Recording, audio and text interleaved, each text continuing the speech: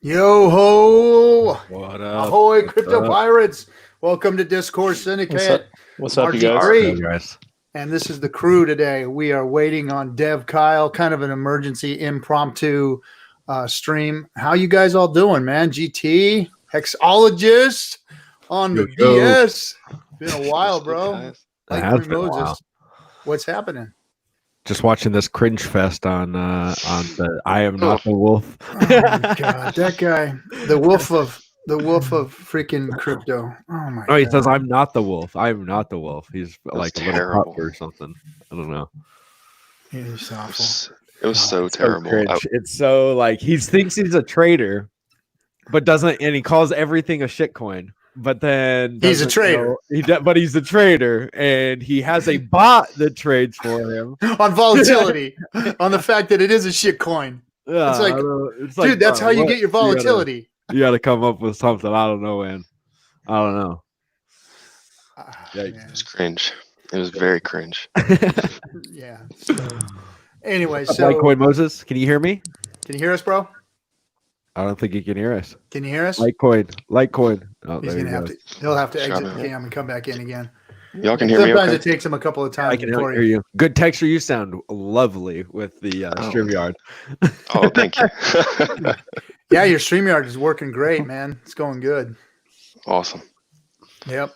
And yeah, man, I wish we could just put more people on here, though. We can hear you. Can you hear us? Can you hear us, Litecoin Moses? Can you hear us, bro? Yeah, I can hear you guys, but it's lagged out. Oh, your connection. Out, probably. Yeah, probably your connection. We can put 10 people in this thing, it looks like. No, you could put 10 people in the lobby, but you can only put 6 on stream. Yeah, that's right. It says 10. I thought the lobby was this. Yeah, I know. I was like, I got excited when you said 10. I was like, oh, cool, we got 10 now. Yeah, that'd be cool.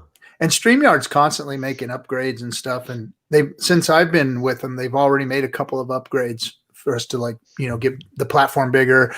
They're talking about putting more megs of space on the intros and stuff because you only have a certain amount. I mean, what's cool is it's all web based, so you're not utilizing your computer's capacity, but they're limited because of that. So it's kind of like you got to weigh it out if it's worth it for you. I mean, I'd love to use OBS now because now I'm good at it because I screwed it up so many times. I could use OBS, but I just can't integrate this with OBS so that I can get everybody talking and then them hear me and me hear them. It's a shit show. Yeah. I'm going to reset this thing. My chat's not working. All right.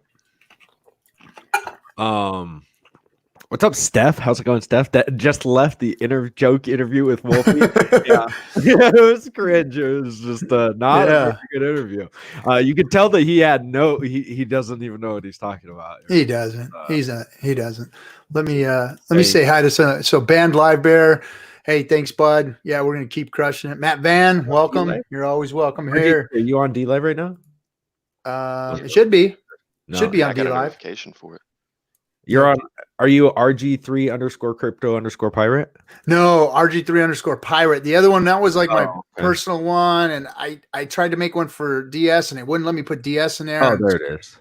Yeah. Okay. Yeah, I'm gonna follow this one. Yeah, it looks like it's going good. Nice, dude.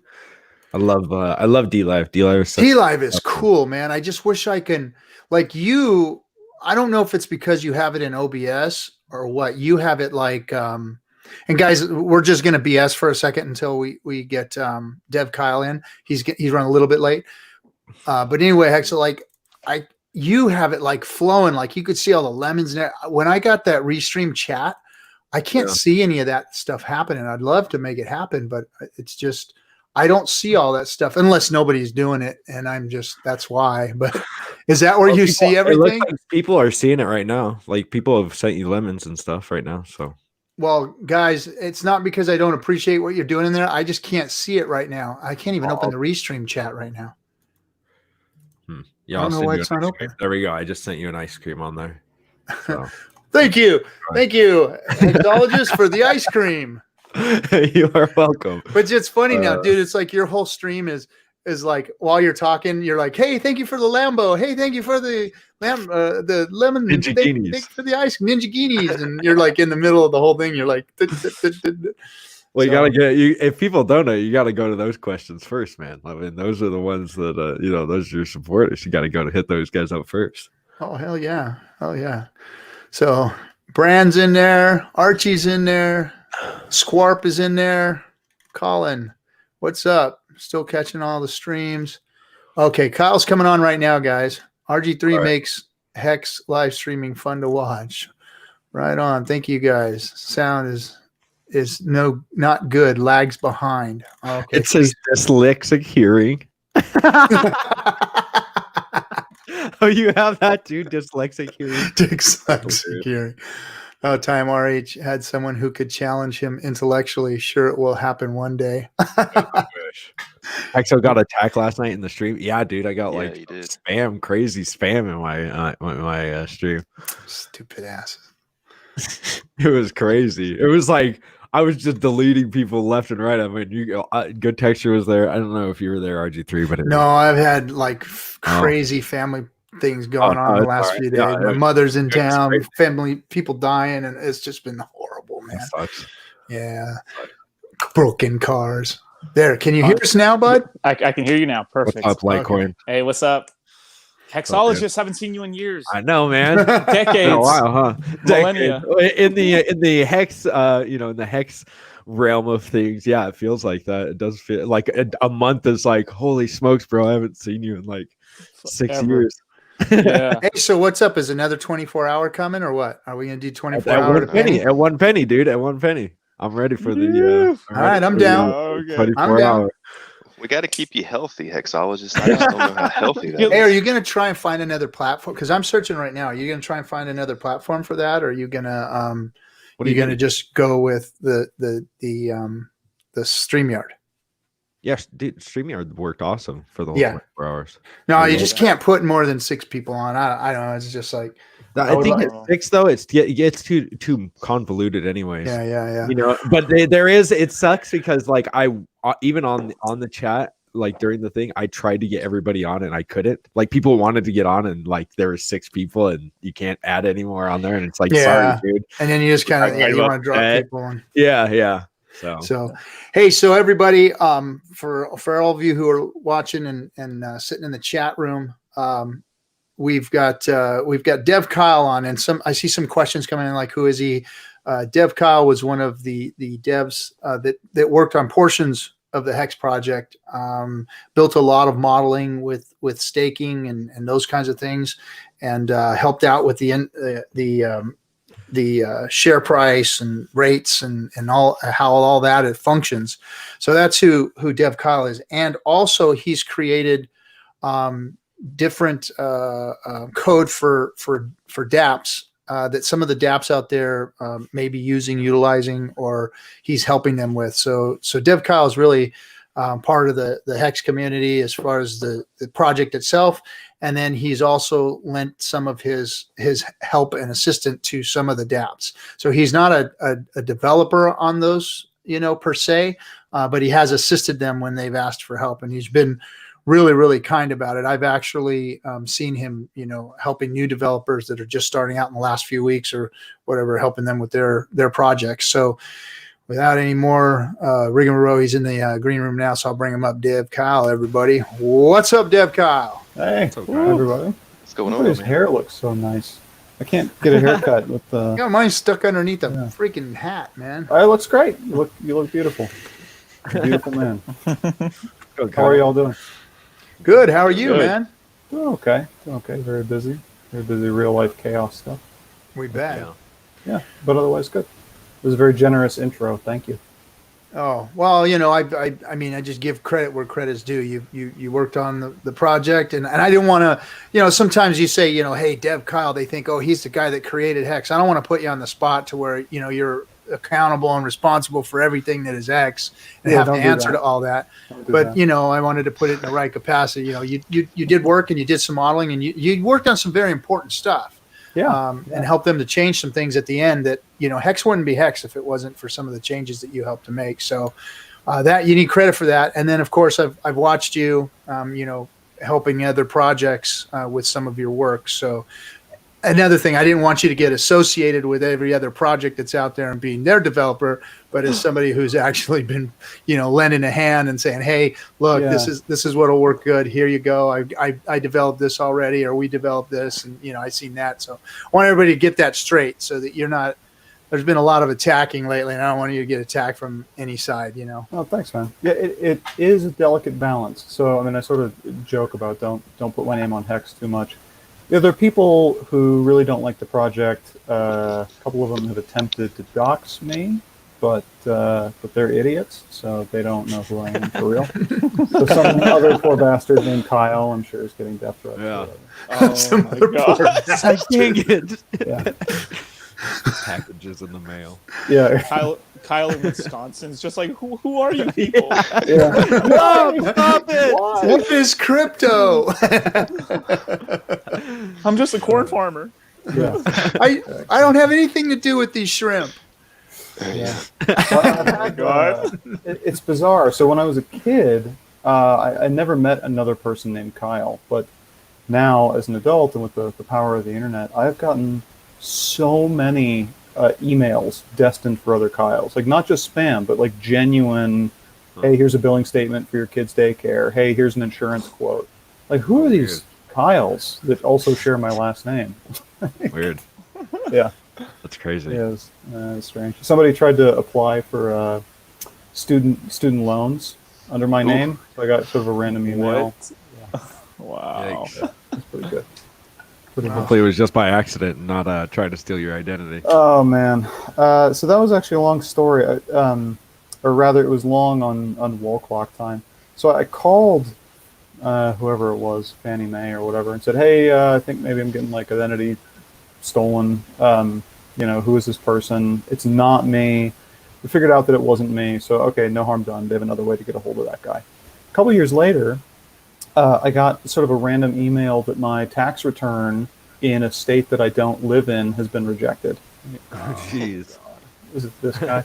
So it was that guy, and he used one of these free tax sites that kind of suck. So I was just like, if you're going to be that lazy with your identity, I'm going to let you know.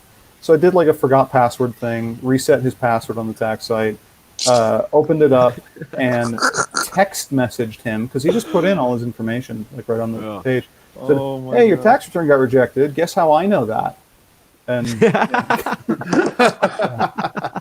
good guy Kyle, man. Yeah, it was Like, nice. yeah, good guy Very Kyle. Yeah, nice. you for could real. have jacked him, man. Yeah. So I let him This know. credit card looks real nice. Yeah, no, I asked him what his true email address was, did it, reset his password, and didn't hear from him again. But I did look him up on LinkedIn, and I saw that he was in fact the same guy who tried to apply for a student loan and screwed up the contact info. Wouldn't it be funny just over a lifetime you just see his life getting better over time? I get a lot of hits on dating sites for this guy. I don't think it's getting better over time. Bunch of guys calling you. Right. Yeah. Grinder. Yeah, What's exactly. this? Yeah, Grinder. Grinder. It just turns into Grinder after Tinder like fails for a long No, while. it's, It's like, lonelysingles.com or whatever. Oh, come No on, other way. Kyle. Come on. Have some come on. pride. Farmersonly.com. Yeah, exactly. Farmers only. Wisconsin farmers only. No crypto.com.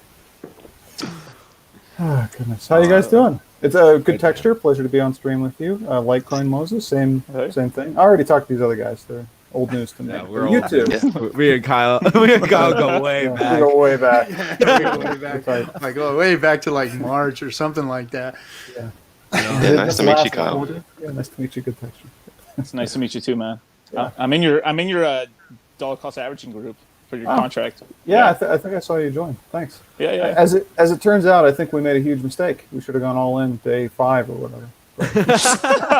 Well, yeah. That's okay. He's deleting the channel now. No, I was happy to build it. Happy to. What is the dollar cost averaging group? Oh, so before the project launched, I built a smart contract that. So the use case essentially was I participated in the EOS coin sale that took place over a year. Same kind of deal. It had 23-hour periods. during which it would accumulate ETH and then distribute a fixed number of EOS tokens. And the price did some goofy stuff. It turns out you would have done very well if you couldn't guess the best day to get in to have just dollar cost averaged in the whole time. And they had a very liquid market on Binance that kind of went along with the launch phase. So I thought, okay, well, I could build a smart contract that can let people basically do the same thing.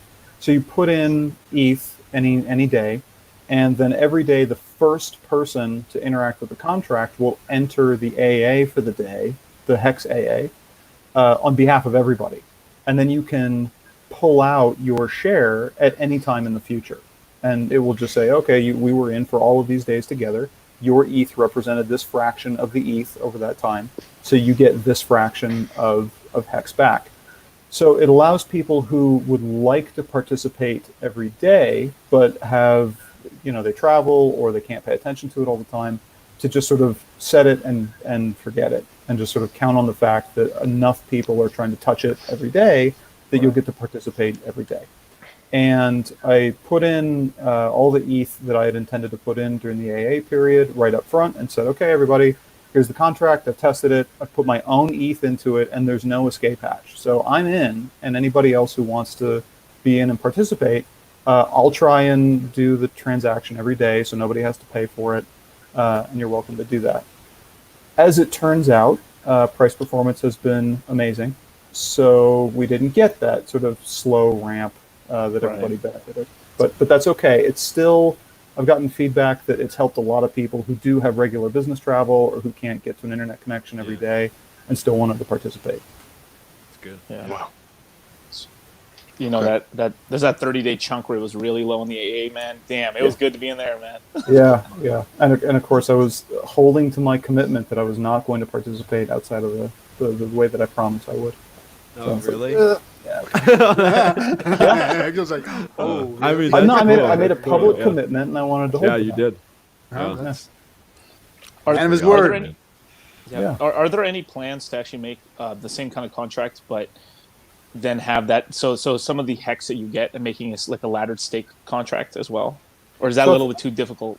It's funny you should ask. A lot of people have asked me about this, and there are two facets of the dollar cost averaging contract that are actually very hard to do for an individual. So one of them is maintaining a referral. So a lot of people who were early Hex people said, can I maintain my own referral and do the DCA contract? And the short answer is no.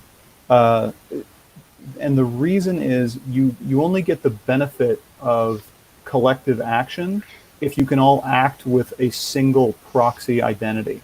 So everybody is acting with the DCA contract as their proxy to the Hex contract. So it's all captured under one referral link, which is mine, and I make that very clear up front. Like this is what I get out of it, is that if more people participate, I get the ref bonus.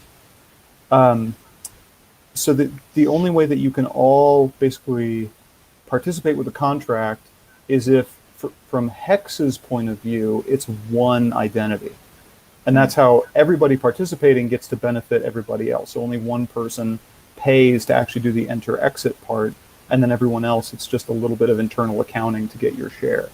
So doing the laddering, suddenly you have to individuate. So you have to have your identity associated with each of those stakes so that you can unstake in the future. And because of that, there's really no benefit to having a single contract that people do that with, rather than just having a website or a tool that you run on your desktop. Because if you already have to run it as yourself, you might as well just have a local tool or an instance or a downloaded library that you use. Okay. Or spreadsheet, whatever you want to do. There's just no benefit to trying to collectivize. Makes sense. Yeah, I feel like you're asking very short, simple questions with complicated We're not answers. there yet. It's coming, know. believe me. Good There's a textures whole probably can. got lots. Yeah. There's a whole Yeah, can yeah. of question whoop ass coming, man. That's Please, for sure. please, fire away. I'm ready. I don't get to do this in my day job. So I'm excited. Who goes first? Go ahead and Dick, start you opening it up, You got it, GT. man.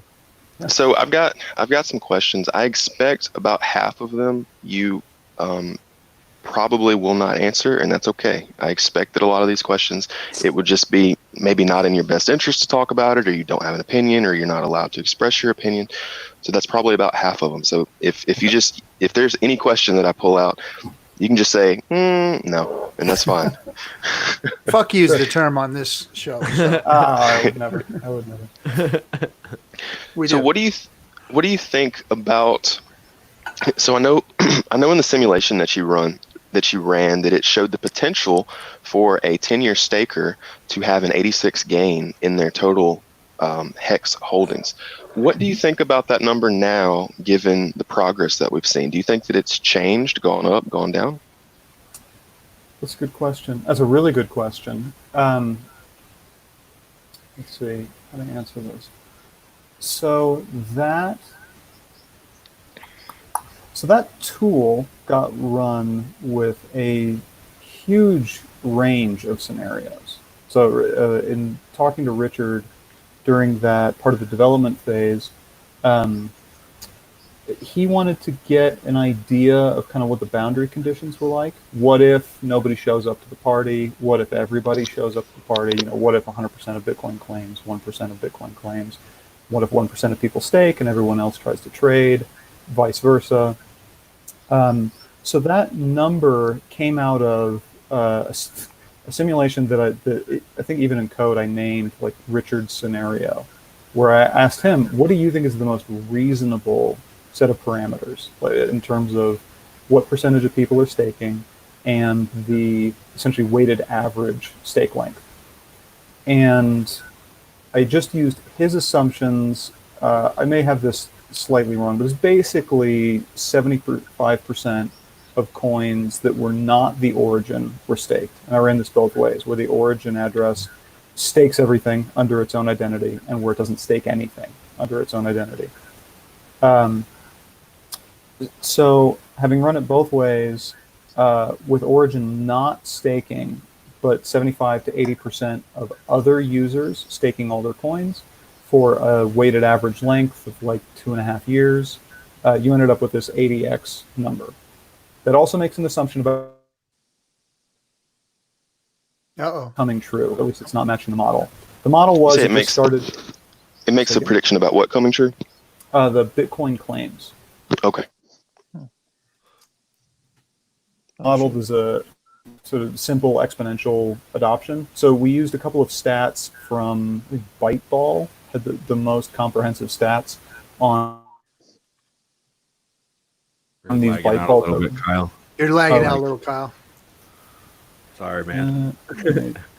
Yeah, this is gold. We got a couple of gaps in it. Okay. Yeah. I mean, am I smooth now? Yeah, you're good. Yeah, you're good. Yeah, you're good. Yeah, you're not.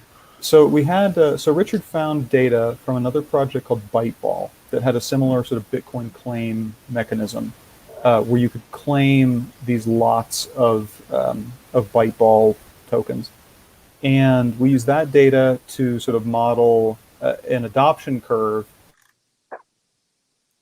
One put onto Hex. What if people only heard about it at this slow rate and it ramped up over time and they claimed? That's not what happened. We had a huge amount of claims day one and then a little bit less day two. Then it went into this trough. We've had more claims recently. So it's been sporadic. It was not a smooth exponential curve. That affects big payday and kind of the early bonuses and might change the exact outcome, but wouldn't, I mean, it's still going to be, I don't imagine it would change it by more than 5 to 10x your stack. So depend whatever the final Bitcoin claim tally is, because big payday is calculated off the final claim bonuses. Yeah. Very interesting. So it seems like this potential for ADX is not something that necessarily grows linearly.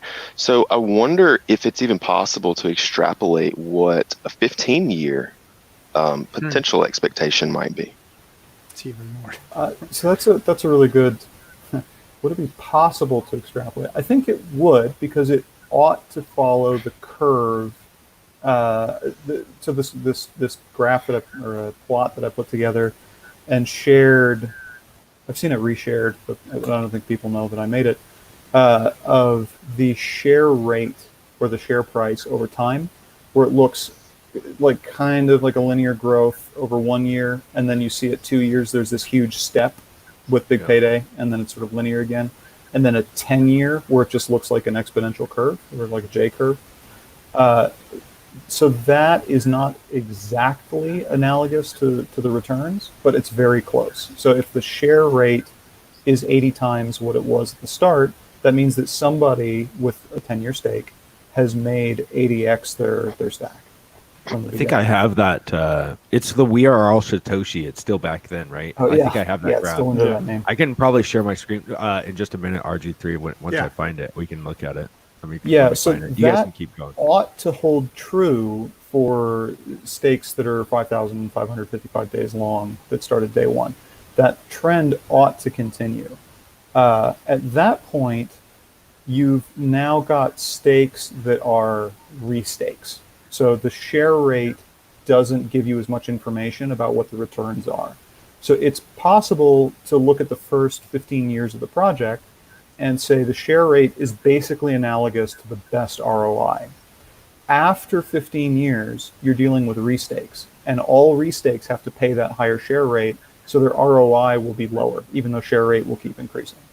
Right. Super interesting. Do you so this might be an out of bounds question, but do you think the OA will ever stake their coins? Do I think the OA will ever stake their coin? I don't have an opinion. Okay. Richard has said publicly he can't imagine the OA ever staking. Wow. So there you go. Those are his words. I have no opinion on the matter. Okay. What are you familiar with the kind of history of the variations and appreciations in Ethereum opcode prices? So I've heard that over time, some opcodes within Ethereum have been changed and elevated. Are you familiar with that? Absolutely. So during the audit process, there was one of these. It was sort of a surprise. So when we were going through the audits for HEX, one of the auditors brought to our attention there was a potential issue with having 50-year stakes. So the original max stake length was 50 years. But there was an Ethereum improvement proposal, 1885, I think. The number eludes me. But basically it changed the price of the opcode to read from storage, and it quadrupled the price to read from storage. So we had to rerun, the contract dev reran all the simulations. He had to hack together this sort of local Ethereum virtual machine and just override the opcode price as if that improvement proposal had been adopted, and then came up with the 5,555 day max stake length.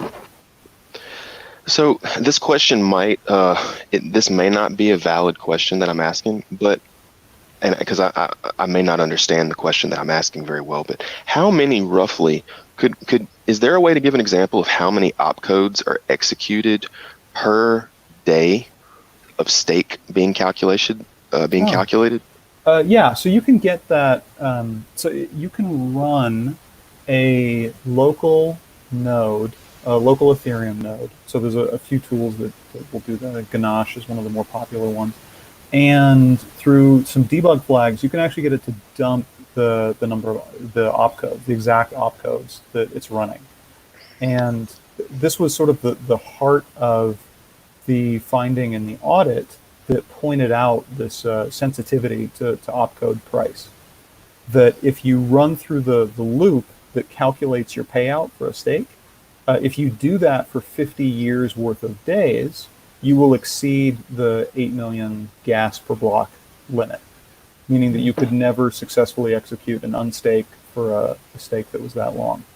So as I mentioned, the developer hacked his Ethereum virtual machine to pretend the opcode was more expensive, and then ran a gamut of stake lengths to see what the maximum stake length was to stay under that gas limit.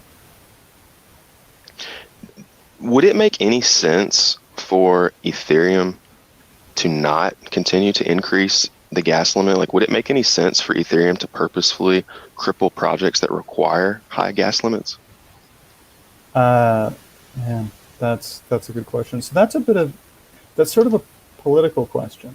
Okay. Right, because you're asking about a group of folks making a decision with particular projects in mind or particular outcomes that they want ahead of time, right? So if they're setting the rules and they have some outcomes they want, they can change those rules to try and get the outcomes they want.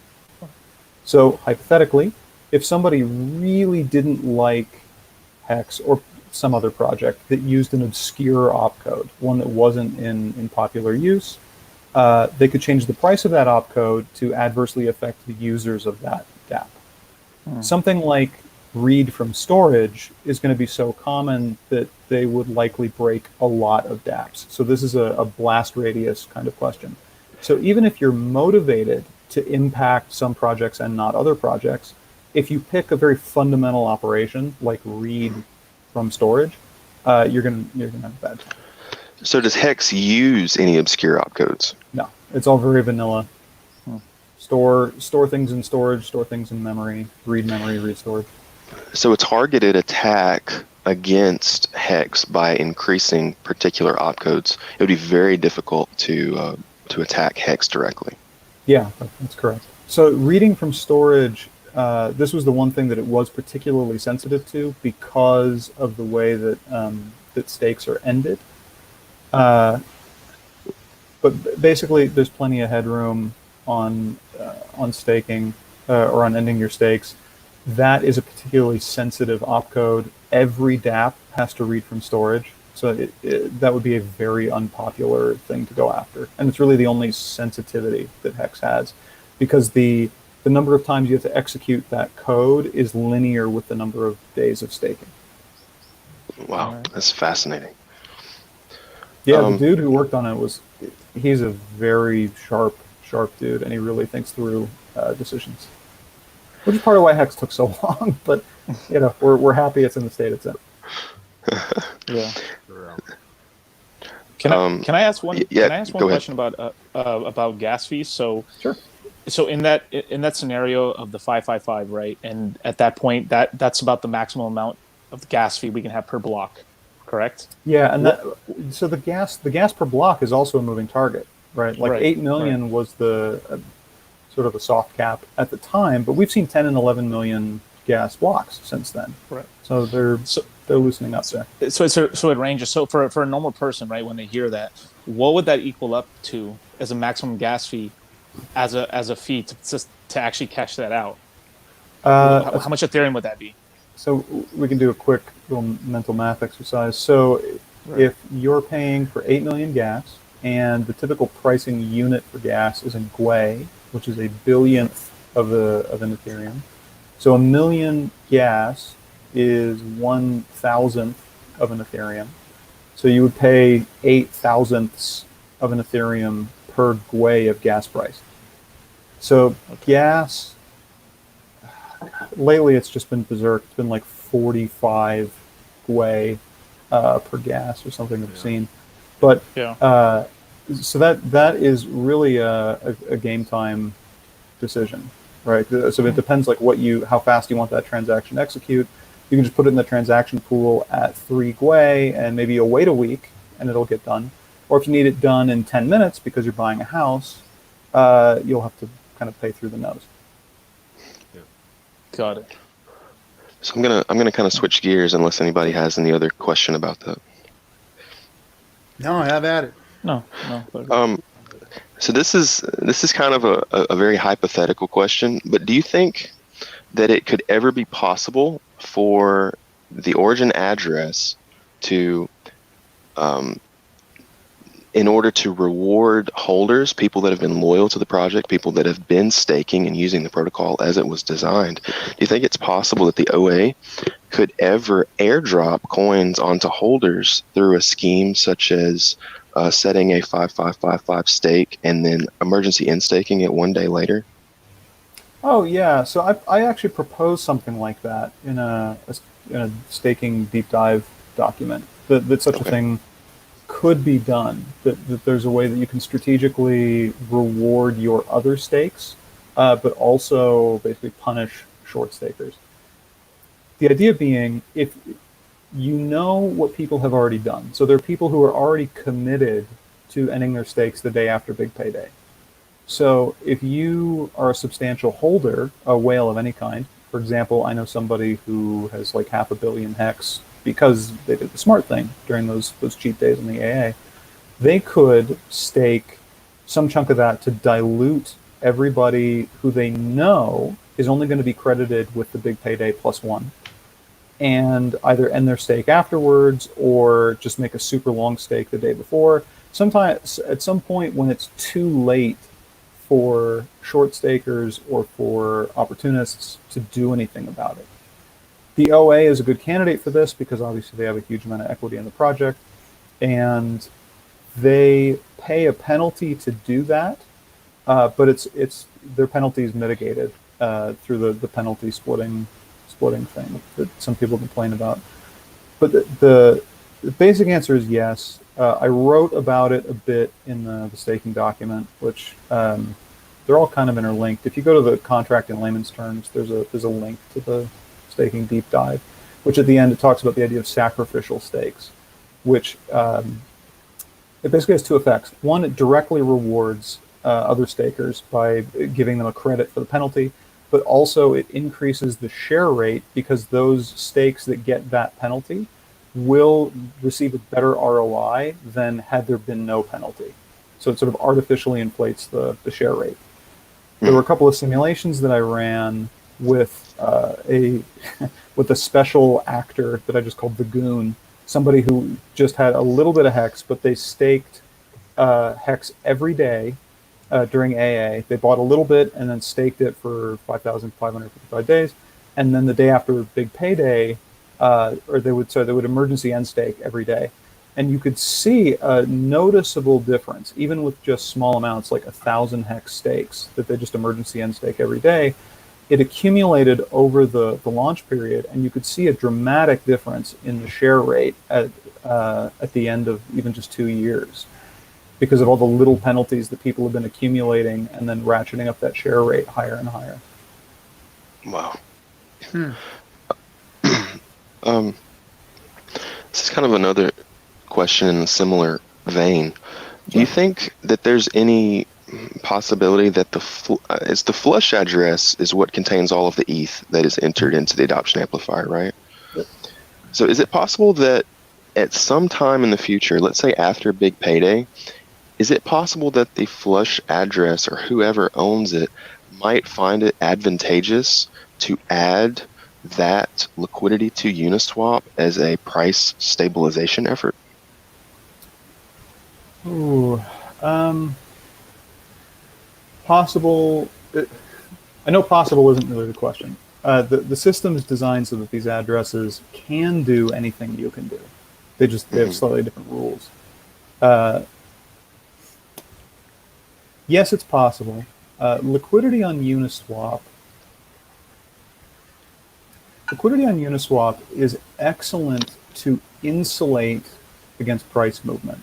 So if you think that people are going to cash out the day after big payday and they're going to dump on Uniswap because that's where all the liquidity is, and you want to make it you want to insulate the hex price against that shock, you could increase the liquidity to absorb it and then do whatever you want. The flip side to that is, are you willing to give the dumpers a better price for their hex? Right, because it's like free money. Because the second dumper is going to benefit from the fact that you added all that liquidity. Because the guy who gets there first gets the best price. The second guy could get a substantially worse price if there's low liquidity. And, F him. Or you insulate the price and then it looks good to the outside world. And you basically paid off some dumpers to achieve that effect. So you could go either way. And I could see a case for doing it either way, depending on what you were trying to project. So a little deeper dive on that question. Sure.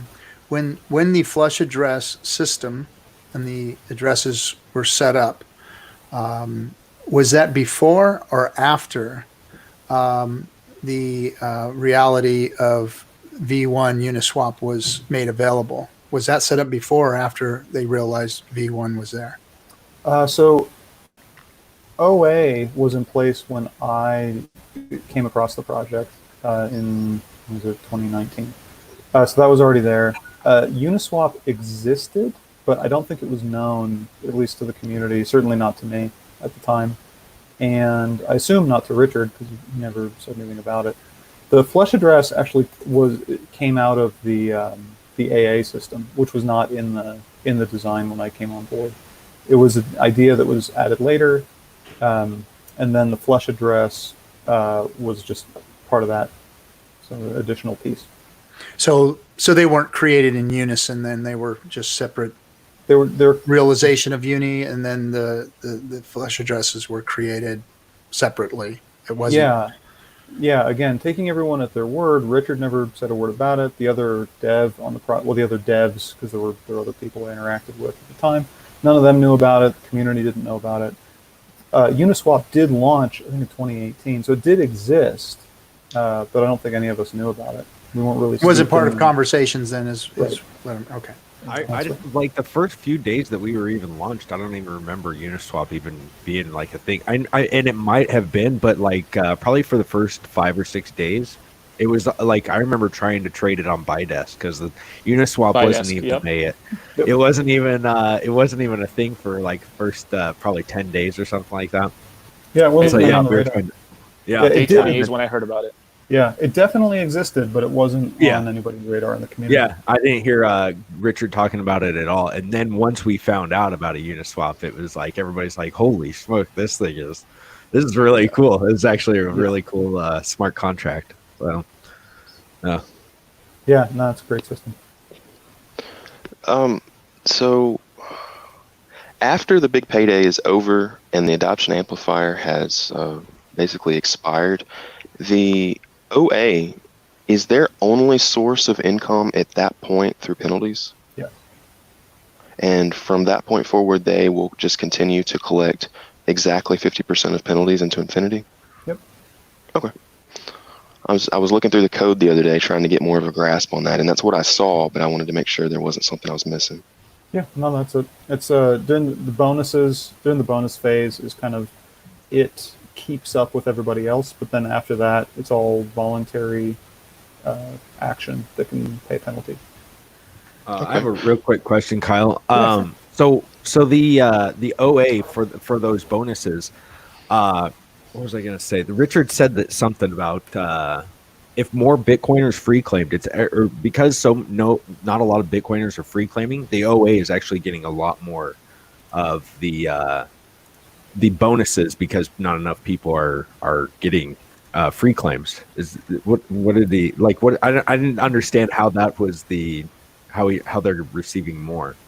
So that I didn't hear the statement, so I don't know exactly what he said, but there are only a couple of ways that HEX come into existence.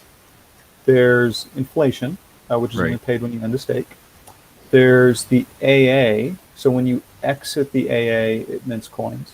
It's just accounting internally before that. Those coins don't exist. So technically, if you enter the AA and then never exit, those coins never come into existence. Right. And the crediting for Bitcoin claims. So if a Bitcoiner claims, their bonuses make up, 30% of the total HEX that they mint. Right.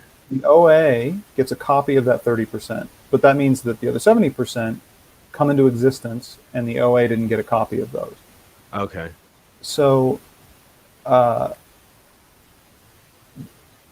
if he means what I think he means, the OA has a larger slice of the existing HEX, because the only way to get HEX is to participate in the adoption amplifier, which gives basically is equal, is 50-50 to users and OA, and Bitcoin claims. And the OA doesn't get the value of your base claim. So your base Bitcoin claim is a way to have users get more coins than the OA got for that transaction. Okay. So that, again, I didn't hear his exact statement, but that's yeah. what I might have phrased it wrong, but yeah, that makes sense. That makes sense. Yeah, so that's it. Those are the only ways. So I'm just me personally. That's most of the questions that I had. The answers that you gave on the opcodes were just absolutely fascinating. I really appreciate you giving those.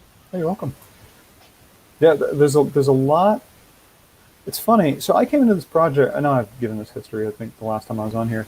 I came into this project thinking this would be a nice, simple application for having a smart contract, some way to codify some coin issuance logic in a smart contract.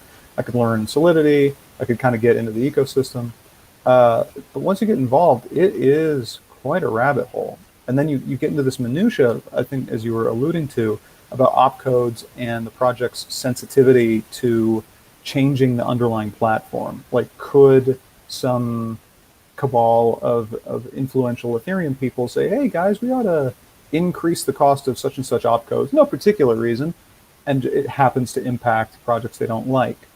It's like you get into those details, and it becomes not only interesting, but there are these other avenues of analysis that are way beyond the coin. It's more about the ecosystem, how DeFi behaves, like that, pulling the top layers off that, and finding all the gatekeepers, as we've found as a community. Like, I had no idea that, whatever Kyber network, like you have to actually email a guy to get a Kyber pair.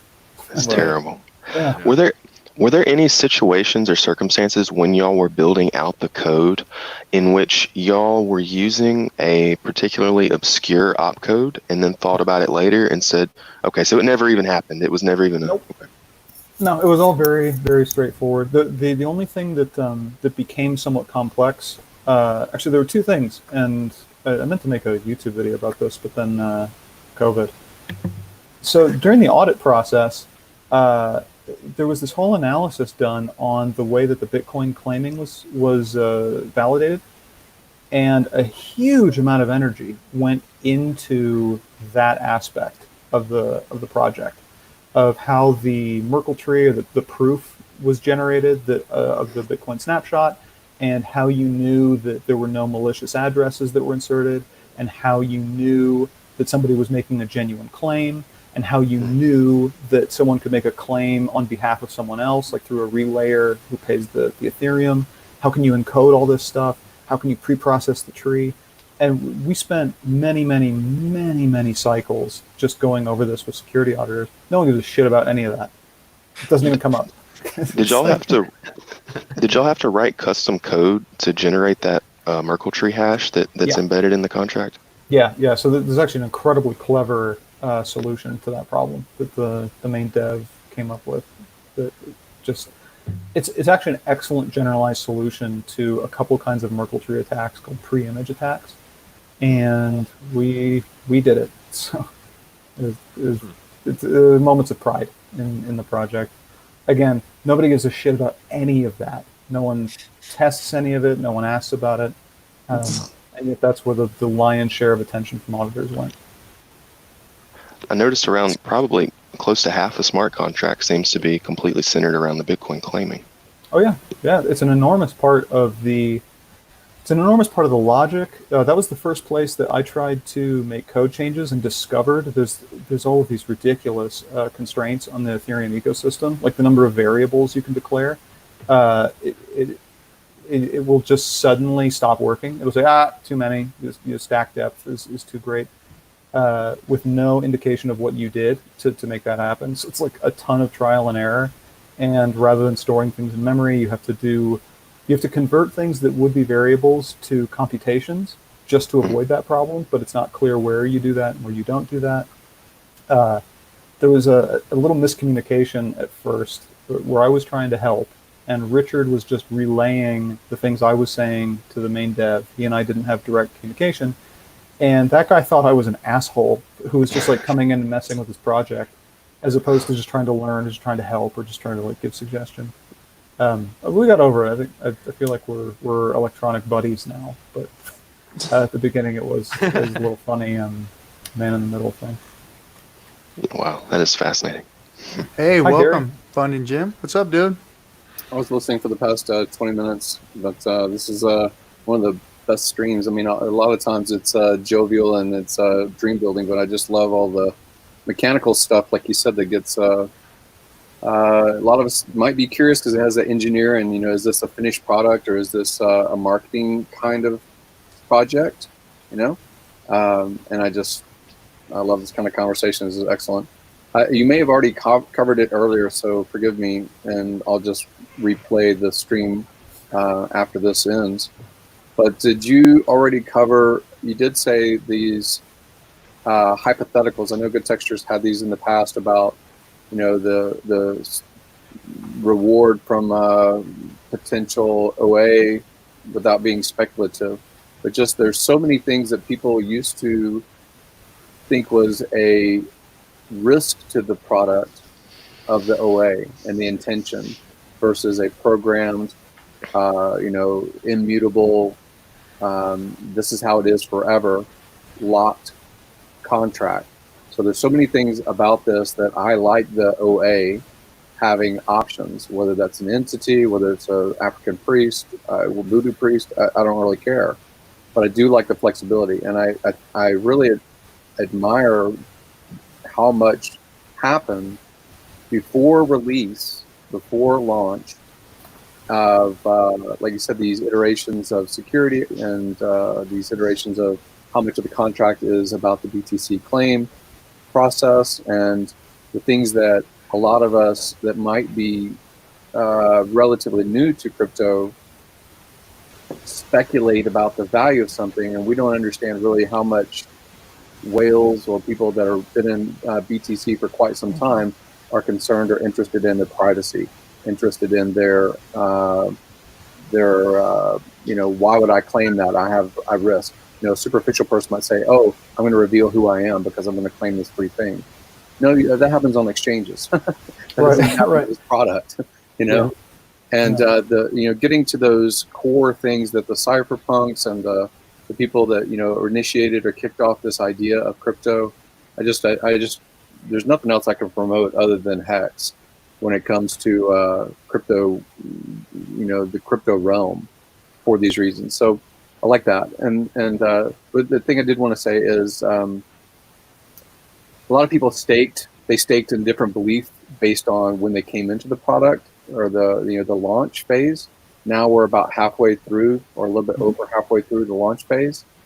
And we do see these things constantly thrown. And I still don't think that the people even involved really grasp share rate, the length of time, what compounding really does over time. Einstein calls it the wonder in mathematics, this miracle of what happens over time. And so a lot of people just don't relate that share rate to compounding. And so even on my own, I've got almost 100 hex staked.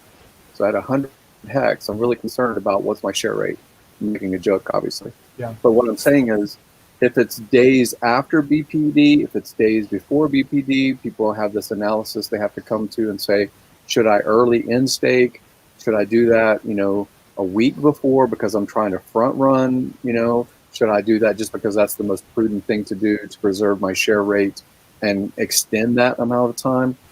Is there a calculator that's valid that people can really look at? Because I know there's some out there, but I still don't trust them because they're not from the core. They're not really advocated. Is there something that can really tell me, if you were going to end a big stake on BPD +1, which we've seen so much is stacked right then. Mm-hmm. And I still think there's going to be a lot of people that do stake BPD -2 and then just get a reward, and then they're going to exit 3 days after. So I just see people trying to come in for multiple, but they don't really understand share rate. Is there a calculator that can put that in layman's terms and almost like bite-sized nuggets? Because I really don't people really have that grasp. So I'm going to answer all 10 of your questions. So first, so you talked about the OA as being an asset to the project. A lot of people were worried about it. That was, to me, one of the interesting facets. And Richard has been very clear. He made this pitch originally, at least originally to me, beginning of 2019. What if there were a coin that were egalitarian in its rules, but had a large minority holder who cared very much about the price by dint of being a large minority holder? It maps very well onto my experience in tech firms where compensation for top executives is primarily in equity in the company, where they're highly motivated to make that equity as valuable as possible. What would that be like? And how do you build a set of rules that is fair in all ways, but also can codify the creation of this large minority holder? And that was a challenge unto itself. Making sure that there was fairness in the distribution of the coins was a challenge in itself. And the OA and Flush Address having these tools at their disposal that are the same tools that you and I have. We can acquire ETH, we can acquire HEX, and we can do things with those. They do the same thing, but because, what is it, the physicist, some physicist made a reference that more is different. More isn't better or worse, it's different. So like when you talk about particles, when you talk about like particle size, you go from subatomic particles to molecules and collections of particles to Newtonian physics. More is just different. You get a different set of rules, a different set of dynamics. And the same thing is true with FA and OA. They're large minority holders. They can do things that are more impactful than things that we can do, even though we can acquire the same tools that they have, just smaller, sort of smaller scale. So those were interesting facets. I agree that those are assets to the project. And if people disagree, then they don't like the premise. So ignore the project. Don't worry about it. It's not a thing you're interested in. You were talking about share rate and compounding. Those two things are kind of inverses of each other. This was one of the first technical difficulties, essentially, that we had to try to solve early on. There were a couple of other really sharp dudes that were involved. They've since kind of left or just gone and done their other things. I remember these conversations. Yeah. So there were a lot of conversations about this. How do you make it true that longer pays better? Right. Richard had this idea that you could just offer linear bonuses for longer stakes, but exponential beats linear over any significant amount of time. So how do you deal with that? Well, compounding is the only way to deal with that. He had sort of a mental distinction between ending your stake and restaking as one way to compound, or the contract has to compound you. And how does it do that? How does it do that without user interaction? Because obviously you could make somebody like Dipping Bird hit a button every day to compound, but that's not a good user experience. That's not analogous to a long-term investment that you just sort of set and then don't think about. So share rate is how you do that. So making it exponentially more expensive for a person to get in is the same as paying the guy that was in yesterday exponential interest. So you can either pay him more and then pay new guys at a linear rate, but then the first guy will increase their value exponentially while you'll start at 1. Or you go the other way. He starts at 1 and then you get 0.99 and then 0.98 and 0.965 and then 0.95 and then 0.93. And it just drops in a exponential way. The particulars of share rate, where it works on stakes ending as opposed to automatically changing every day, that was an intentional decision. So that was something that I analyzed both ways at the time, and I even wrote code to do it both ways. So you could do it this way or you could do it that way. Doing it every day would automatically penalize somebody who heard about the project 7 days from now, even if no activity had taken place in between. So day 1, everybody's in. Day 2, a few people, a lot more people hear about it. They're in. Day 3, 4, 5, 6, nobody does anything. Day 7, that person is penalized for the intervening days, even though nobody did anything. Changing the share rate on exit of a stake doesn't penalize that person. So if nothing changes from day 3 to day 7, then day 7 guy is the same as a day 4 guy. So they get to both participate at the same level without being penalized just for not hearing about it in time.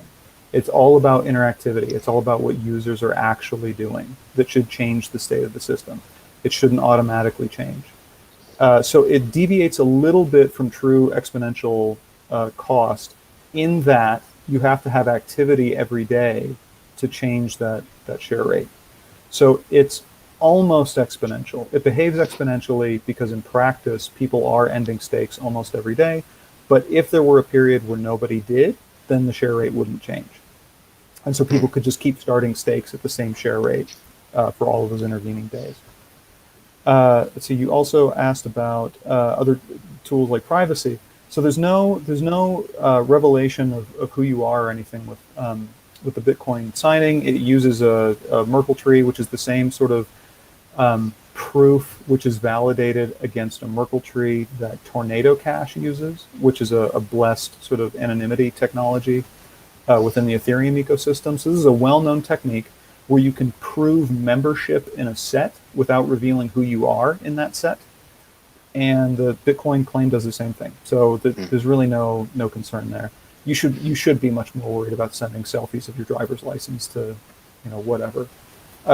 In fact, somebody, some sergeant in Afghanistan asked me for a picture of my driver's license so he could send me millions of dollars that he found in the desert. I literally got that last night. Speaking of Spanish, probably meant for a different Kyle. Yeah, it was that other Kyle. For different Kyle. That other Kyle. That other Kyle. Dark side Kyle. Yeah. So there's this serious privacy concern that comes from, again, this is very consistent values-wise with things that Richard talked about even in the beginning. That crypto is meant to be peer-to-peer. It's meant to be as anonymous as you want to make it for yourself.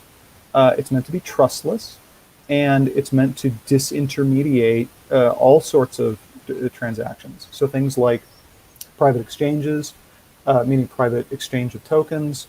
I know he cares a lot about that. I did a fork of the Tornado Cash things. I've been working with a couple of different developers on side projects to put a UI in front of it, and we've worked through some of the details about relayers, again, to maintain privacy.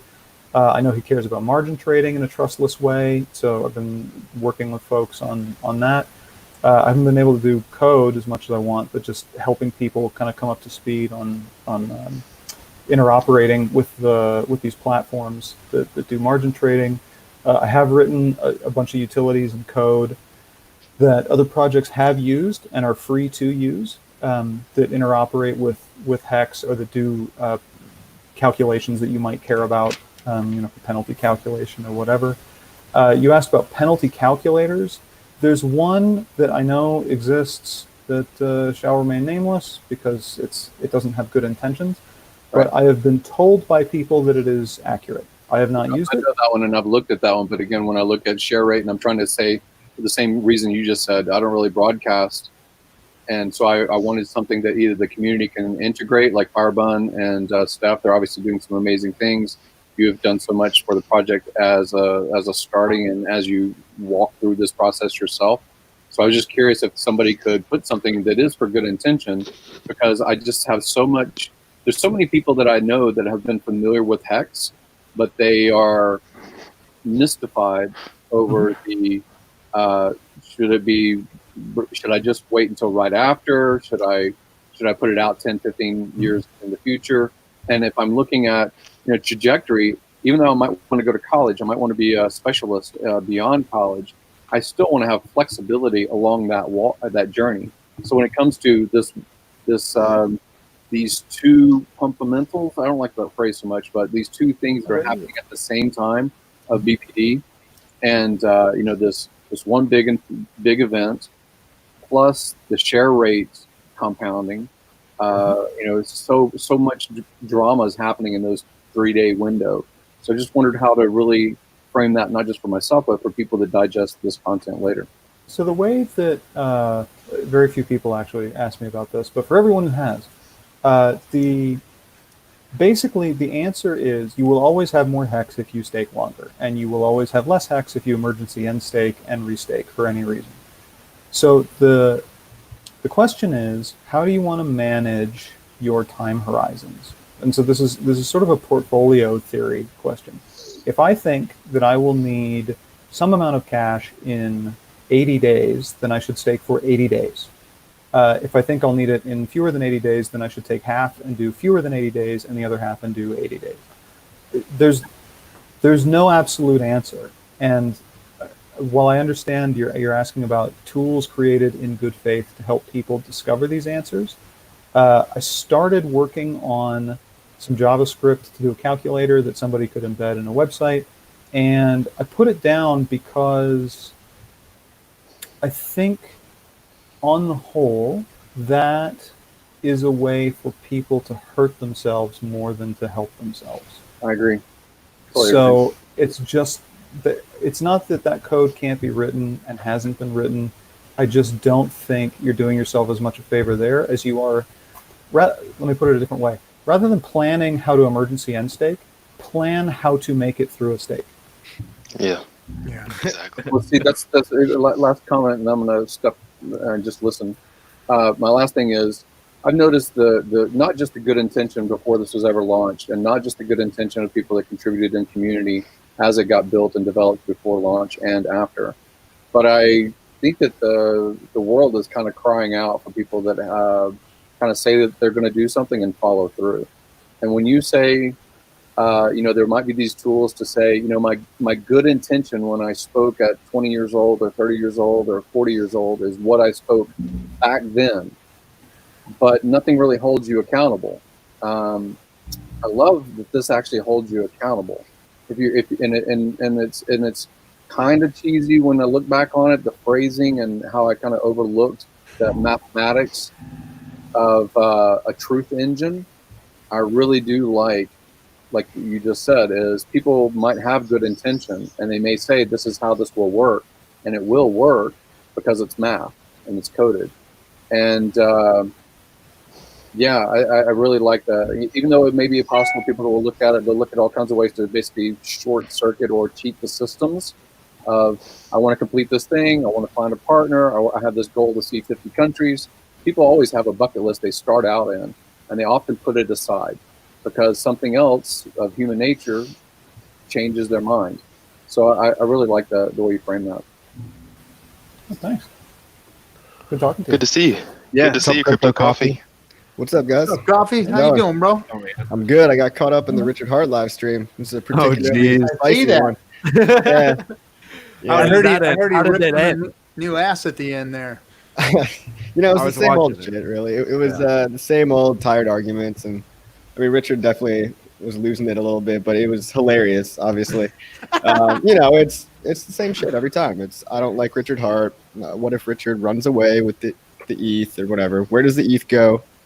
And I don't like the origin address and stuff that was all explained to him very properly, but he just he couldn't get it. He was a trader. He is a trader. Guy shills Bybit links and trading bots for. He's a crypto traitor. Yeah. There you go. Yeah. And he shills, he gets people wrecked for a living, but he can't see that side of it. So thinking from the mindset of a trader, that gives you that scarcity mindset of, this is all going to go away eventually. I got to get my short-term fix and get out before the next guy gets in. And basically, trading relies on greater fools. He couldn't get the point that Hex was designed to hold for the long term, and like you guys were just talking about, designed to sell. Again, couldn't get over the designed versus guarantee thing. Like, everyone gets hung up on the it's guaranteed to go up 100x. No, it's not. It's designed to. I love that the primary criticism is, hey, I don't like your coin because you have a lot of it. Yeah. Yep. It's like, well, but you can have some too. Well, but you said that I'll make a lot of money, but you'll make more money. Yeah. But we both made money, right? We both made a lot of money in this scenario, and I care more about making. Yeah. But It's a fool's argument. It's a fool's argument. And the fact that a trader is actually saying, oh my gosh, it's going to pump and it's going to dump and it's going to dump and you're going to make money. And it's like, dude, you're making your self-proclaimed career out of that. You fucking idiot. Like, you want to do that, right? Are you really saying this? Like, you're going to do exactly what I try to do every day. He called it the king of pump ups. I like the idea of a martyr trader who knows what the market will do, but then always just buys high and sells low, just to help you out, to help even it out. Well, The martyr trader. Nice of them, really. Comments about how words matter, individual words, like the meaning of a word. I mean, really get out a dictionary sometimes, because I see people throwing stuff around all the time. I do it by mistake sometimes too. But that's the difference between wealth transfer and wealth creation. So wealth transfer is a trader's life. You're basically trading and transferring money from your side to theirs, or their side to yours, or to an exchange. You're just moving, but you're not creating anything. You're basically friction in the system. There's no creation in trading. Wealth creation is the innovation. And like this guy, this Power Talk guy that's always so laughing inside of his car. It's so funny. I love this guy. He said that, like the other day, and it's just the way he frames it in like 3 seconds is, I hope this guy makes $1 million. Whoever OA, I hope they make 1,000,000x on their money. And I'm making 10,000. I am happy, because it's about who actually invested to even be in the system. We might think that, we invested because we put a certain amount of ETH at a certain time, or we look at that stack and say, that's kind of, that needs to be, brought down or amplified or, increased. So we think of it as I'm investing, but I don't think a lot of people invest in Apple. I think that I got another question about Apple did it, so. Yeah. Hey, Kyle, I was curious. Yeah. I've had some kind of like theories that maybe the OA has some Easter egg functions that people may not necessarily be aware of, or that people may not necessarily talk about. Like, for instance, I had this idea that maybe, or somebody had this idea, I don't know if it was mine, that there's the potential, let's say that somebody were to create an illegal, malicious hex fork and airdropped to everyone that currently owns Hex, airdropped them all the new coin. The OA would essentially be a giga whale on this new network and would be able to permanently suppress and destroy the network due to their overwhelming mass. Is that a potential Easter egg, or mainly what I'm looking for, do you know of any other potential interesting purposes that the OA could serve? So the primary... So what you just described, I think at least one project actually did fork the hex code, or claims to have forked the hex code and written out the OA. So if they are clever, then their airdrop script will also omit the OA, and so the OA wouldn't have that power on their app. So that's a code change, and just writing your script to look for that address, because that address is not hidden. It's published in the code. So you can just choose not to airdrop to it. However, from what I understand, at least in the early days, the OA did transfer quite a few coins to other addresses. So you'd have to do some analysis to figure out all the addresses that may be friends of the OA that you don't want to piss off either. That all could be done. Let's say you are very clever, you've decided to fork all the code except you've removed the OA, and you can scrub all of those related addresses out of your airdrop, so the OA has no power. But what the OA does have is resources, and it can sue the shit out of you. Exactly. Like that was one of the initial pitches, is that the reason you want a large minority holder is because it has a lot invested in the project and can bring those resources to bear. This is another more is different. Nobody makes margin on advertising Bitcoin, but the OA has margin to advertise Hex and to defend it legally. All the code that gets produced for Hex, I think, is unlicensed, essentially, so all rights are reserved. Richard makes that clear. He seems very friendly to people who build synergistic apps for using the name, using the logo, but that could be retracted if he changed his mind or discovered that a project was not acting in good faith. This is a private conversation, so I'm not going to reveal details. But basically, at least one of these forks was done by people that have been consulted with on Hex projects. And I think the last message in that group chat room was Richard saying, "What in the fuck is this?" with just a link to the project. Oh, no. Yeah, so this may have started already. Oh, jeez. Yeah. Oh man, you go ahead. So no, there's no Easter eggs. was- There's no special functions. There's no special privileges. There's just what's in the code, and that is exactly as you said. Copies of bonuses. Once that runs out, half of penalties. The end. I'm trying to dig for the little secrets. That's what I'm digging for. Well, so funny enough, the Bitcoin claim thing, the pre-image attacks on Merkle trees, that's one of the little secrets that is buried in the security audit, but nobody asks about. So that was one. That's one. Share rate, which I think you personally have dug at quite a bit in greater detail than most folks in the community. It's kind of the beauty of it to me is that the marketing was always very consistent, that you make linear scaling gains on length of stake. How do we make that true? And we worked really hard, and it's true, but nobody has to question it. Like it's there, we can prove it, but now we can all just take it for granted that the marketing material matches the content. And that is something that I think people rely on in real life because they think there's a legal authority who's going to make sure that they're made whole if for some reason that's not true. But we don't have that in crypto, so we have to make it true. And then it has to be verifiable, so that code has to be readable, open, provable to everybody. So these are the minutiae that people dig into that are interesting, but that you can also take for granted, which is a really nice property for a product. I was just gonna say I'm gonna take off. I'm gonna let Steph get in here so he can ask you some questions. Kyle, right. Kyle, thank you for everything you've done. Hey, know to. it. I love Nice, Kyle. man. I love Kyle. Yeah. Kyle's a cool dude. Crypto Coffee, good takes for Litecoin Moses and RG3. Everybody go follow them and Twitter and everything. See you guys later. Hey, thanks for coming on, Hexo, man. Thanks, Yeah, dude. Good to see you. Later, Hexa. We'll see your show later. Hey, dude. All right, let me bring Steph up for a second here. Yeah. Sure. Steph, Hey, what's guys. happening, bud? Steph, yo, what up, Oh, Okay, It's not too early over there, huh? It's like 1 o'clock in the morning. it's almost midnight. But yeah, thanks No. Alexa, to give me your spot. And then I have just 2 or 3 questions. Let me just put them.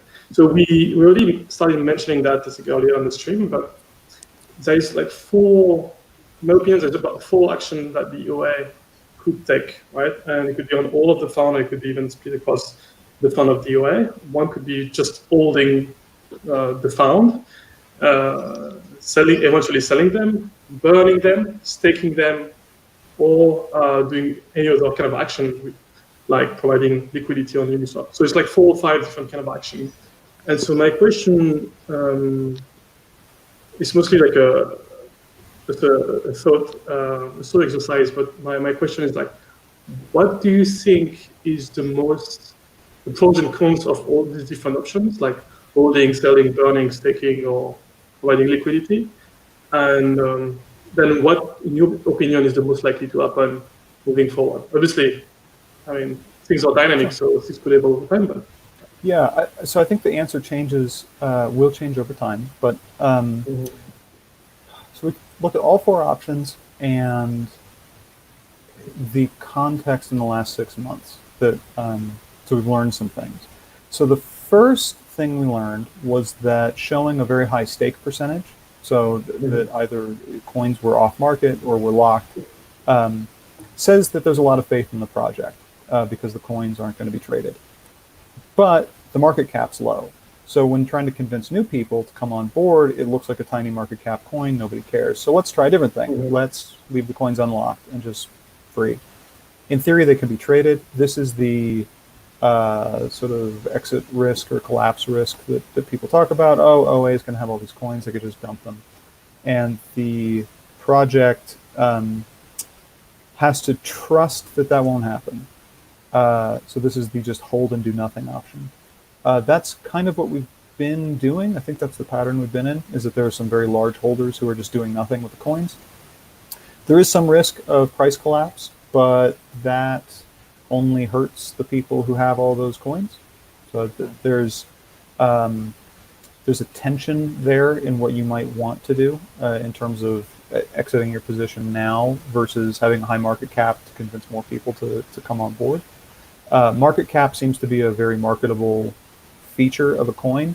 So of the options, the one that keeps the coins in circulation and discoverable by the total supply API that all these sites rely on, that seems to be an important thing to do. So instead of just having the coins free to be sold, you could put them in the Uniswap, so you can provide liquidity. They're not burned, but they are providing a service. They're insulating the price against movement.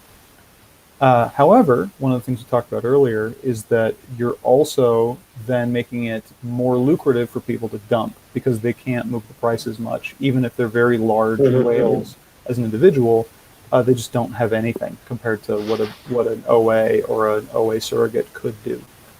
So that rewards dumpers, it kind of props up the market cap, but it also makes the price look more attractive. So those are the trade-offs there. Or it could stake. So staking, like long stake, this is the thing that we haven't tried yet, or that we haven't seen tried yet. In theory, that, burn is, I'll address burn in a second. So if you long stake, that shows that there's a lot of faith in the project. It could emergency unstake and reward current stakers, but that's like a commitment to future behavior. Maybe that would be advantageous. If we saw many long stakes so that the OA could tactically choose to end some of them, but not all of them, then you could maybe get the best of both worlds there, where you're rewarding stakers, but not giving up a large chunk of your position. That, I think, is going to depend on how the project is viewed and adopted by the public in the coming years. I mean, this is a long time horizon project, so the facts on the ground are going to change what decisions are optimal at any given time. So there may be a time in the future where market cap isn't as important, where you've onboarded many, many people, and there's an understanding that market cap is manipulated like everything else. Again, within the community, we've run into this. I didn't think about that coin market cap gets to choose who is on page one. It's not an algorithm. It is an algorithm, but it's not a transparent one. It's not like X times Y equals N. So at some point, there may be enough exposure for the project that you can do things that demonstrate faith without having to worry about the marketing backlash. So burning coins might be a marketing win, like, hey, look, the OA had half the coins, but it burned them all, and so now it's a totally egalitarian project. Oh, and half the market cap is gone. Actually more, because there are a lot of people that have staked. So that could be very destructive to the projection of value for the project. That, hey, why is the market cap suddenly 1% of what it was yesterday? Because let me tell you why. Because the beneficent OA that had all the coins, it burned them all. Why did it do that? Because we're trying to convince some people that there were no bad intentions. But who were you trying to convince? People who weren't going to come on board anyway. So I see no value at all in burning the tokens. It would be a gesture to earn the trust of people who will not trust you anyway. Say, oh, but you're going to absorb penalties and for forever, so your gesture was meaningless. And you've just hamstrung your own marketability as being a high-value product kind of for no reason. They could also just say, oh, you're going to emergency unstake and send half of it back to yourself, right? That could be a counter-argument. Long staking is the same thing. To me, that's actually a benefit of the OA, that the OA can do things to reward some people and not other people, and not pay the full tax that we all do, so it doesn't lose the power to do that again in the future, right? Like you don't want all of its contingencies to be one-shot contingencies. You want it to be able to take meaningful action many times over the course of many years. And the only way it can do that is if you have these mechanisms where it can retain its position. Now, it has to pay for the privilege to do that. We would still get half of its penalty, but that is the mechanism by which it's rewarding us. So I don't see that as a downside. Yep. So that's kind of the pros and cons across all those. I think burning has no pros, no real ones. It has some conceptual ones, but I don't think they're real. Well, you said about the market cap. I mean, the market cap's not even being counted by most of the systems out there. That they've pulled that market cap out. Have you guys talked about the big payday theories yet, because there's like, in my mind, one of two ways that could go. Either, the staking percentage keeps dwindling down because the new coins coming out from the AA every day aren't being staked, as we've seen. So if that trend continues, then by a big payday, we might have 1% total staked. But there's the beneficial whale theory that there could be near big payday.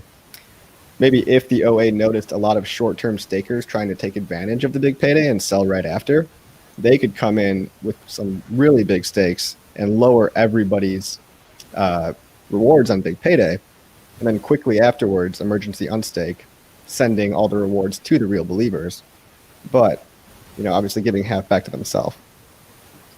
Just a theory, probably not going to happen. So my kids got here. I didn't hear any of that. Probably all saw me lean off screen. Well, I don't know if you guys really talked about it, but it was just talking about big payday theories, right? Yeah. So, big payday could go one of two ways, the way I see it. We have 500 million new coins coming out every day. Those don't seem to be staked, a large percentage of them. So if the staking rate continues to decrease from now until big payday, we might have about approximately only 1 or 2% of all coins staked, which would mean huge potential big payday bonuses. But that also leaves room for people to try to game the system by doing really short stakes to get their big payday bonus and dump right away after big payday.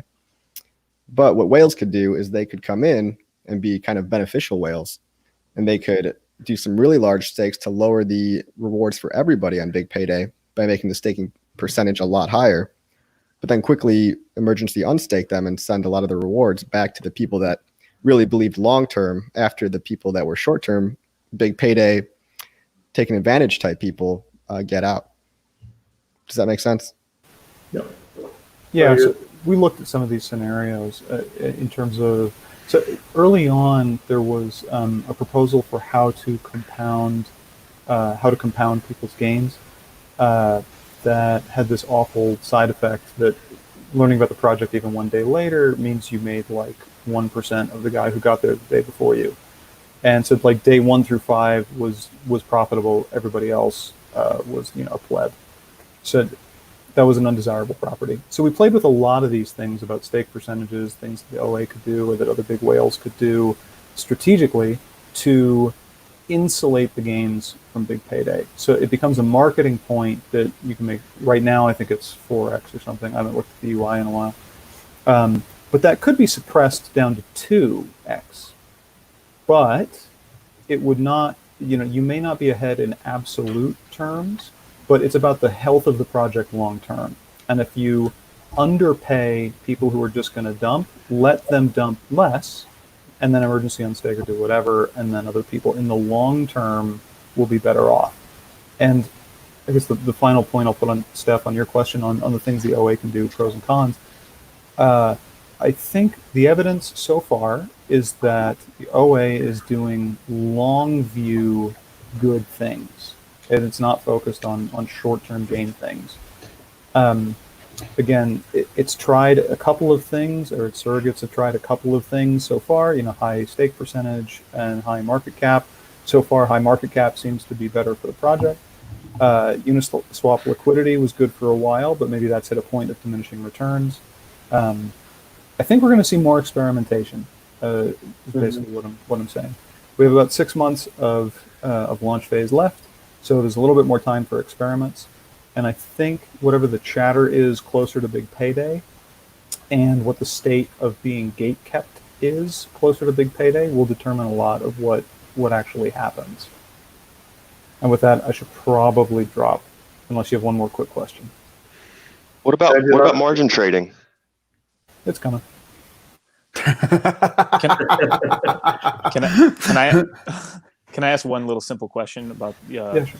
Would it be possible to actually read so whatever's in the contract, that's in the contract, and that's it, right? With Hex, does that mean that someone could reactivate the whole launch phase again in Hex? Yeah. Possible? So this is about fork. Well, they can't reactivate it, but because the way that it's done is it's not activated or not activated. Every time you run a function, it checks what day it is compared to an absolute timestamp.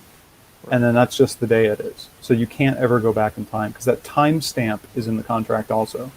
If you fork the project, you can change the timestamp. You can change the OA, you can remove the OA, you can do anything you want with the initialization data or what. I mean, that was all generated by script, but you could change the contract. But this contract is set in stone. All the parameters are set and public. Got it. Okay. Nice. If you don't mind, I've just have one very last quick question. You're never gonna leave. Just one more little question. This one is very little. So, like any project, there's a tension between adding more features versus releasing the project to go to market, and X took a bit of time just to be released because of the complexity of solidity and all the work that's been done just to make sure that things were done properly. But for yourself, if you had to choose a feature that's not currently in X, not the live version, what would it be? Things that you feel that is missing or that could make the product even better? That's a very good question. It does not have doesn't really have a simple answer though. One of the things that was not designed for, how do I put this? Hex wanted to be a centerpiece for DeFi. And after launch, at least I and other members of the community and the dev that ultimately got it over the finish line, discovered that there was this existing ecosystem of D-ish Fi. Yep. And that system has some design patterns in it that make it easier to interoperate with and to write contracts for. So it's much easier to write a contract against some other kinds of tokens and some other protocols than it is to write a contract that interoperates with Hex. As just a quick example, if you write a smart contract that stakes on your behalf for any reason, so in fact, I'll use the exact example of the Toucan game, or what do they call it, hourglass contract. So that it will stake on your behalf. But the way that the unstake logic works is that you have an array of stake objects, and when you end one, it changes the order of that array. And this is an optimization to make it easier to end the stake for cheaper. But what that doesn't foresee is that somebody doesn't want to check the state of their list of stakes, right? Because if you're staking on behalf of many people and you have to recheck the order in this array every single time to make sure that you haven't changed the state so that you can show a user or something in a UI, it's not optimal for that. It is optimal for gas cost, and if you're writing a pure view on top of the contract itself, because you can just replay all the stake and end stake events filtered by the user's address and generate the view that is correct. But that is difficult if you are even one level removed and you have one intermediary contract that's trying to do something more complicated than that. And in talking to the dev who worked on this, he's admitted this is one of the things that he didn't really think about was contracts acting on behalf of others or doing more complicated things with Hex. It can all be done, and I wrote code that I've sort of donated, and I will write more that will be public soon enough, that is donated essentially to do some of these things to make it easier. But that's one of the things that is not as straightforward as it could be. And that was not really an intentional choice that was sort of optimizing without all of the ecosystem in mind. It was just, let's get a super solid, sharp, cheap contract to run. And it can be perfectly suited to a JavaScript-based client that can read all of the state data and get all the events. Very well optimized for that. But it just doesn't interoperate cleanly with surrogate contracts, which is kind of what DeFi is in practice. So that's the thing that could be better. But I think we're gonna make it up. You know, lots of folks have been working on code and making it public to do some of these sort of messy operations, encapsulate it in some utilities, and then everyone can reuse them. But that's the one thing. Thanks, and thank you for all the Nice. work that you're doing. Yeah, you're welcome, and happy to do it. It's been amazing talking to you, Kyle. I think, I'm glad. yeah, Glad we got Kyle, to I know your kids are back, and you told me that you had some time, before your kids, and it's been like I've been trying for like 2 months to get you on, and I appreciate you squeaking out some time for us. So let me take this opportunity right now and say, hey, I'm going to go ahead and try and book it now. So I'm going to try and get you on the next show, and that should take me about 2 months. Yeah, Christmas-ish. Okay, well, I'm gonna book you. We're gonna want you on again because there's a bunch of great questions in the chat that I think we should be asking you, and I don't want to take up any more of your time, but we need to get you on again if that's cool. Yeah, it'd be great. Yeah, I'll try it. Right on. Real hard. I have a hard time committing on stream, but I'll try real hard. All right, I'll be working on it. I'll keep hammering you. All right, bro. Thanks for coming on, man. Bye, everybody. Hey, thanks, Kyle. Have a good Enjoyed one. it. You're welcome. Keep helping bad Kyle. So Man, that was so cool. yeah, I knew you were gonna get like your rocks were gonna go off, GT. Oh man, I love that. Yeah. I wanted to keep digging into the code, and I wanted to go like full nerd mode, but nobody would have any idea what we were talking about, so I refrained. You need to go ahead and do that because the way you take it and translate it into what that means in the Hex community is important because you do your videos and you tell people, hey, look, I asked Kyle this and that question, this and that is what it means. So it's important for you to ask those questions, get those answers because you commit it to us and we go, oh, okay, fuck, that's what it means, So feel free next time to ask him or shit, man, just hit him up and start asking some questions. I talk to Kyle a lot, but he only has moments of time because he's so busy with his family and everything. So it takes a long time to get him on, get those questions asked. So anytime you can, try and get to him. But so what did everybody think? Did you guys all get your questions answered? And you know what? Let me explain something. A little disclaimer. I've seen a lot of questions coming in. I tried to say this in the beginning of the stream so that everybody understands. There were some questions in there and some accusations of, Kyle being involved in other projects and his name being on them. I want you guys to understand that Kyle was not a lead dev in Hex.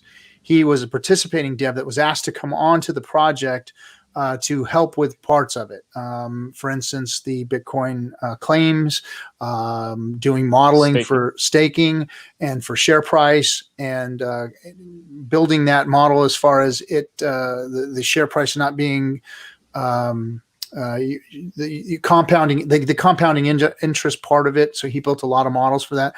So he came on and helped the project and was invited in by Richard.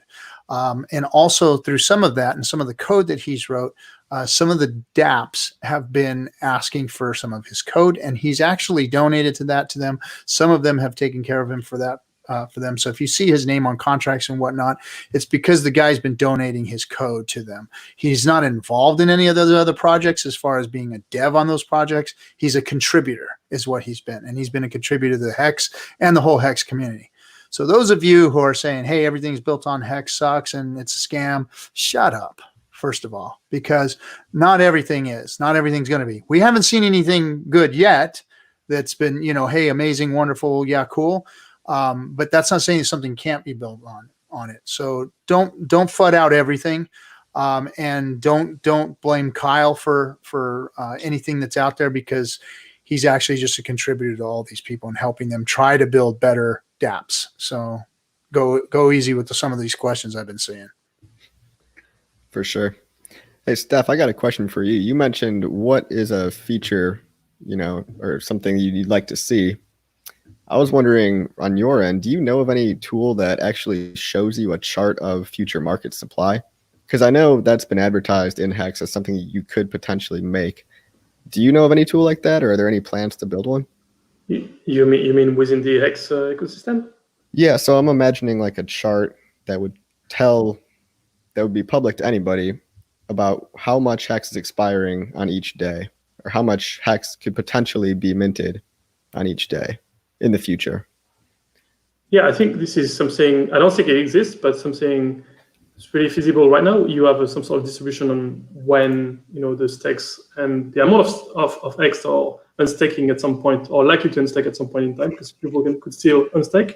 But something very fancy would be to say, hey, we have 3 years of data, and this is on average how people are committing to their stakes. So you could extrapolate of like what is the likelihood for most stakes to end on average earlier than the due date, and on top of that, you could even from the Uniswap data extrapolate like how people are likely to sell right after they unstake. Right, so I think after a bit of data, we'll both have some idea on how much on average people are likely to unstake before due date, and how likely they are to sell right after that. Right now, maybe 6 months of data I don't think is enough to get a fair representation of what's likely to happen. Data. Yeah, in the long run. Yeah, I don't think it tool exists right now to do that. Yeah, that'd be really cool. I mean, not even as a trading tool, but for somebody that has a stake expiring in 4 years, let's say, you want to know how much of it you should reallocate to a future stake and how much of it you should cash out. Maybe you'll wait another week if you happen to be ending on a day where there's a bunch of people ending on the same day, especially if they've exhibited behavior of selling as soon as they end. So I don't know. I think that'd be really cool. But yeah, apparently it doesn't exist.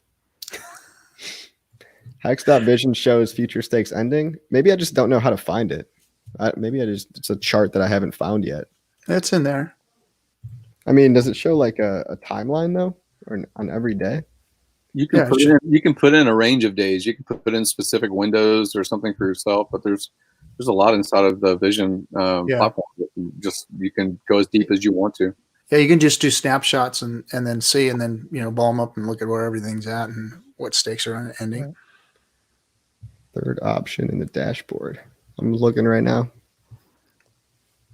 Hey RG3, I gotta go take care of a couple things right before our next stream. Yeah, I'm gonna end the stream here pretty soon. Jim, did you have something you wanted to add before we end? Because I'm gonna close. I have another stream coming. I got Nerd Girl Nicole and 10 Alexa 10 is coming on that does those really cool charts and stuff. So they're coming on at 6 for the regular show. This was kind of when Kyle says he can do it, I just grab Kyle, Yeah, absolutely. Yeah. So, I mean, just this community, it has so much depth, what you see in the YouTube and the Instagrams and things like that, those are such small percentage of the mind space that's built out this thing, both community and before pre-development. So just amazing. So very privileged to be on these things. Thanks for dropping by. All right, guys. Thanks everybody for coming on. We appreciate you. This was just kind of an impromptu deal. Good texture. Thanks for all the questions, bro, and getting deep dive in. Same with you, Crypto Coffee, and my boy Litecoin. Thanks, Steph, for spending a few minutes with us, because I know that when you can get on at a decent time, you come on. So I appreciate it. All right, everybody. Have a good one. We'll see you tonight at 6 o'clock. Go watch Hexo here. Man, it's like a whole day of streaming if you're Hexican, man. So it's cool. All right, guys. Have a good one. Catch you later. Bye. See ya. Take care, y'all.